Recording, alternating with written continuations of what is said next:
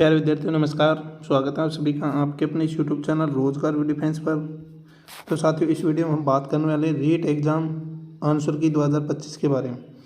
रीट जो एग्ज़ाम है 27 फरवरी 2025 को लेवल फर्स्ट का जो एग्ज़ाम हुआ है दोस्तों, उसमें आपके कैसे क्वेश्चन पूछे गए थे, क्या लेवल रहा था एग्ज़ाम का, ठीक है। राजस्थान जीके के कितने नॉर्मल क्वेश्चन पूछे गए हैं उसमें, ठीक है। वो लेवल आपको इस वीडियो में पता चल जाएगा। उसी हिसाब से आज का एग्ज़ाम होने वाला है, ठीक है। आज का जिन भी साथियों का एग्ज़ाम है 28 फरवरी को, तो इसी हिसाब से तैयारी करके जाएं, ठीक है। तो रीट एग्ज़ाम में जो एनालिसिस है 27 फरवरी का, वो हम देखते हैं कैसा एग्ज़ाम आया था, किस लेवल का क्वेश्चन पूछे गए थे, वो सभी हम इस वीडियो में देख रहे हैं, ठीक है। राजस्थान जी के इससे संबंधित है, जो भी क्वेश्चन आए वो देख लीजिए।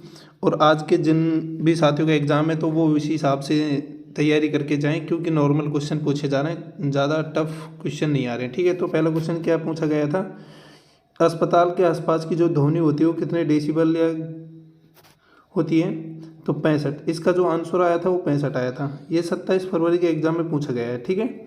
अब अगला क्वेश्चन देखिए। अगला क्वेश्चन जो पूछा गया था वो पूछा गया था दोस्तों, ENVIS की फुल फॉर्म क्या है। ENVIS की फुल फॉर्म क्या है दोस्तों, तो इसकी फुल फॉर्म है एनवायरनमेंट इंफॉर्मेशन सिस्टम, ठीक है। ये हो जाएगा। ये भी 27 फरवरी को पूछा गया प्रश्न है, ठीक है। अब देखिए अगला प्रश्न। अगला प्रश्न क्या पूछा गया था, अगला प्रश्न पूछा गया है आपको, मानव निर्मित घटक कौन सा है। मानव निर्मित जो घटक है वो कौन सा है दोस्तों, तो उद्योग हो जाएगा इसका आंसर, ठीक है। और दोस्तों आपको कमेंट बॉक्स में कमेंट करना है, फटाफट कमेंट कीजिए कि आप इनमें से इस प्रश्न का आंसर क्या कर गए थे और कितने आपके सही हैं, ठीक है। तो अगला प्रश्न हो जाएगा, देखिए सकरा जो रास्ता जो होता है ना, सकरा रास्ता, उसका चिन्ह कैसा होता है। उसका लगभग में चिन्ह होता है दोस्तों ऐसा कोई होता है, ठीक है। सकरा रास्ता का जो चिन्ह होता है ऐसा होता है। अगला प्रश्न है, देखिए आपका अगला प्रश्न हो जाएगा, बकरी की जो नस्ल है कौन सी है। अब ऑप्शन दिए हुए थे आपको, बकरी की नस्ल उसमें से आपको पहचाननी थी, तो उसमें ऑप्शन में था आपके जमुनापुरी। तो जमुनापुरी आपकी बकरी की नस्ल मानी गई है, ठीक है। तो यहाँ पर करेक्ट आंसर क्या हो जाएगा, जमुनापुरी। ये भी आपके 27 फरवरी में एग्जाम में पूछा गया है, रीट एग्जाम में, ठीक है। और वीडियो को ज़्यादा से ज़्यादा शेयर करें, क्योंकि जिन भाइयों का आज का एग्ज़ाम है उनको एग्ज़ाम के बारे में पता चल जाए कि आज का एग्ज़ाम कैसा आने वाला है, ठीक है। अशोक स्तंभ में सिंह का जो सुख है वो किस दिशा में है। सिंह का मुख, सॉरी, अशोक स्तंभ में सिंह का जो मुख है वो किस दिशा में, चारों दिशाओं में, ठीक है। ये सुख नहीं है, ये मुख है, ठीक है। अब देखिए अगला प्रश्न। देखिए अगला प्रश्न है आपका, अगला प्रश्न है, कार्तिक अमावस्या को कौन सा त्यौहार मनाया जाता है। तो कार्तिक अमावस्या को उसमें ऑप्शन दिए होंगे। कार्तिक अमावस्या को कौन सा त्यौहार मनाया जाता है, दीपावली। कौन सा मनाया जाता है, जिस भी साथी ने दीपावली किया है तो उसका करेक्ट आंसर हो जाएगा दीपावली।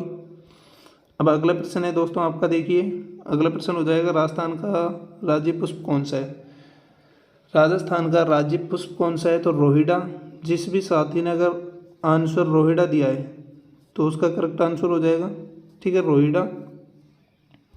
अब देखिए अगला प्रश्न है, अगला प्रश्न हो जाएगा आपका, बछेंद्री पाल ने माउंट एवरेस्ट पर तिरंगा कब फहराया था। तो बछेंद्री पाल ने 23 मई 1989।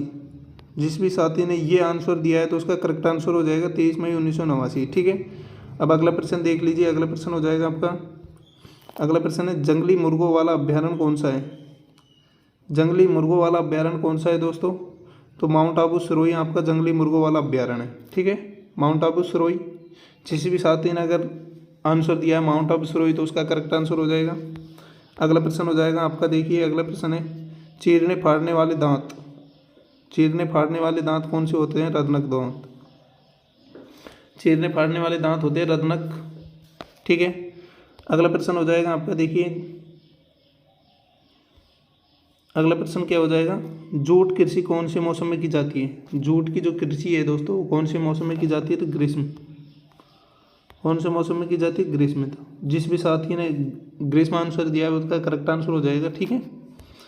अगला प्रश्न हो जाएगा, देखिए अगला प्रश्न है आपका, और दोस्तों फटाफट कमेंट बॉक्स में आंसर दीजिए, ठीक है। आप इस प्रश्न का आंसर क्या करके आए थे, नील आर्मस्ट्रांग के बाद चंद्रमा पर कौन गया था। नील आर्मस्ट्रॉन्ग के बाद गया था एडविन एड्रिनल, ऑप्शन ये, ठीक है। जिस भी साथी ने ये आंसर दिया उसका करेक्ट आंसर हो जाएगा। अब अगला प्रश्न हो जाएगा, देखिए कितने नॉर्मल, क्या लेवल रहा है एग्जाम का, सबसे बड़ा ग्रह पूछ लिया, सबसे बड़ा ग्रह पूछ लिया, तो ये आप सभी को पता है बृहस्पति, तो इसका आंसर क्या हो जाएगा बृहस्पति। ऐसे ऐसे क्वेश्चन पूछे गए हैं आपके एग्जाम में, बहुत ही आसान आसान, ठीक है। अगला प्रश्न जैसे पूछ लिया कि याक कहाँ पाए जाते हैं, याक कहाँ पाए जाते हैं, तो याक पाए जाते हैं लद्दाख में दोस्तों, कहाँ पाए जाते हैं लद्दाख में। जिस भी साथी ने अगर इसका आंसर लद्दाख दिया है तो उसका करेक्ट आंसर हो जाएगा। अब अगला प्रश्न क्या पूछ लिया, देखिए अगला प्रश्न पूछ लिया आपका, अजयगढ़ दुर्ग किसे कहा जाता है, अजयगढ़ दुर्ग किसे कहा जाता है दोस्तों, तो कुंभलगढ़ को कहा जाता है। किसको कहा जाता है, कुंभलगढ़ को कहा जाता है, तो कुंभलगढ़ इसका करेक्ट आंसर हो जाएगा, ठीक है। जिस भी साथी ने अगर इसका आंसर कुंभलगढ़ दिया है तो उसका राइट आंसर हो जाएगा। अब अगला प्रश्न हो जाएगा आपका, देखिए विटामिन डी की कमी से कौन सा रोग होता है, विटामिन डी की कमी से कौन सा रोग होता है दोस्तों, तो रिकेटस होता है। जिस भी साथी ने अगर रिकेटस आंसर दिया है तो उसका करेक्ट आंसर हो जाएगा, ठीक है। अब चलते हैं अगले प्रश्न पर। अगला प्रश्न है आपका, ये सबसे गहरी और तिलस्मी में बावड़ी कौन सी है, ये थोड़ा क्या घुमा के पूछा हुआ प्रश्न है, तो इसका जो करेक्ट आंसर है वो चांद बावड़ी है, ठीक है। तो चांद बावड़ी जिस भी साथी ने अगर आंसर दिया है तो उसका करेक्ट आंसर हो जाएगा, है ना। अब देखिए अगला प्रश्न, देखिए अगला प्रश्न है दोस्तों आपका, सिंचाई की जो पुरानी पद्धति नहीं है, तो ड्रिपिंग पद्धति नहीं है। जिस भी साथी ने अगर ड्रिपिंग आंसर दिया है तो उसका करेक्ट आंसर है। अब आपको पता चल गया होगा कि इसका लेवल कैसा है, ठीक है। एग्जाम का जो लेवल आया है दोस्तों वो कितना नॉर्मल आया है, कैसा आया है, वो आप सभी को पता है, ठीक है। तो